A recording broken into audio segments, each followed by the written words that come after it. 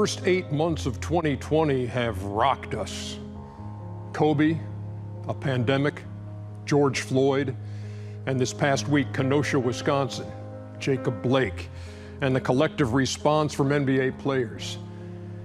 It's been relentless, hasn't it? And in the midst of the situations that are ongoing, which we monitor minute by minute, you get blindsided. Lute, the iconic Hall of Fame college basketball coach at Arizona, died at 85 Thursday. He won a national championship in '97, went to the tournament 23 straight years, had more than 30 players make it to the NBA. On Friday night, an actor we've had on this very show in the past, Chadwick Boseman, the star of Black Panther, the star of 42, leaves us at 43 after a 4-year battle with cancer. And Saturday morning, Clifford Robinson, who had an 18-year NBA career, an all-star, a Sixth Man of the Year, a guy Charles, Kenny, and Shaq all played against, died at 53. Stories like that appear on your screen instantly. Others are waiting when you check a text message. That's how I found out about Russ Berry, that he had died.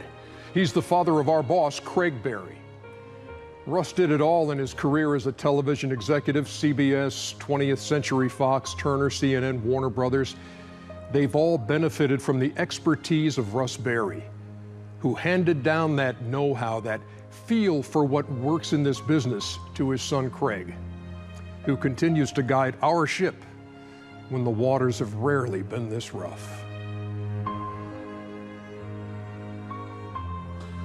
Man, it's been a rough year. You know, Craig's our boss, played against Cliff a lot. Lute was my neighbor in Arizona, saw him a lot. Great guy. Last time I talked to him, he was getting advice on what kind of dog to get. And I set him up with my handler. And then obviously Chad was just on the show a few months ago. And when I started reading about he had been battling colon cancer for 4 years, I'm like, I had no idea. Yo, man, this dude was working and doing all this stuff with class and dignity, and he was the most humble guy. And I'm like, to have that in the back of your mind and still doing all your TV stuff, it takes a strong man. My thoughts and prayers with all those affected. And man, when somebody dies in the NBA, it's like part of our family. So the Robinson family and the Olsen family, the Berry family and the Boswick family, man, just thank you for sharing those people with us. My condolences goes out to all those family. Cliff and Derek Coleman were some of the toughest guys I had to play against. The reason why, because they played 5, but on offense they played the 4. So I'd have to go out and guard them. So I can remember Cliff saying, Shaq, I know you're gonna score on me, but now you gotta bring your big ass out to the 3-point line.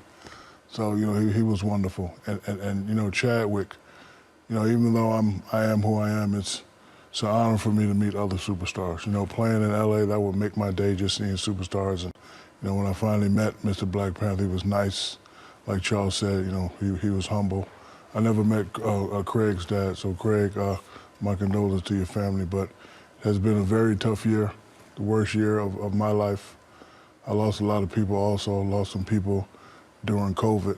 And, you know, we just have to continue to move forward, and hopefully it'll get better. But I wish 2020 was gone. Ooh, yeah. Condolences to all the families. You know, obviously we've all known Cliff a little bit closer at times because we were competitors with him. He's from, you know, went to UConn, Connecticut. You know, so you know, we know a lot about Cliff, and condolences to the family.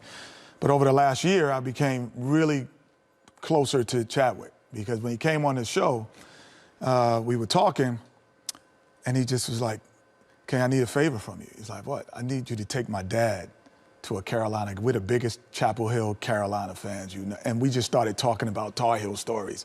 And so we just became really good friends. And then as we saw last week, he was in that tribute that we did for Kobe Bryant, which was eerie, that I had him pose in an iconic picture the way the actual Kobe had done after winning. And so I'm actually shooting that. And one of the last things he was talking about my son at North Carolina. But then about a month ago, he sent me a 26-page letter through email that he said he was sending to all of his family members. And he said, Kenny, you should do this with your family. And it's called Grocery List. And it was about how you should live, how you should eat, how you should take care of yourself and take care of your bodies. And so he's actually, for all his family members who want it, he was actually going to pay for them to do that if they wanted him to do it. And so that's when the humility and all of those things, never at once, Chuck, mentioning I'm going through cancer. Not once. No. Not one time. You know, I talked to the guy, multiple times. It never happened. So just unbelievable. And lastly, I know, Shaq, you said, I wish 2020. I love 2020 because of this. It made me more aware how much I love people. You have never said you love me more. Every time we get off the phone, love you, bro. You never did that before. My kids stayed in my house for 4 months. We talked about things we never did before. So business-wise, started ventures, Jet Academy, all these different, that I've never done before. So as much as 2020 and social injustice, speaking out, getting opportunities like this, as much as they're bad, I'm happy that 2020 brought that out of me.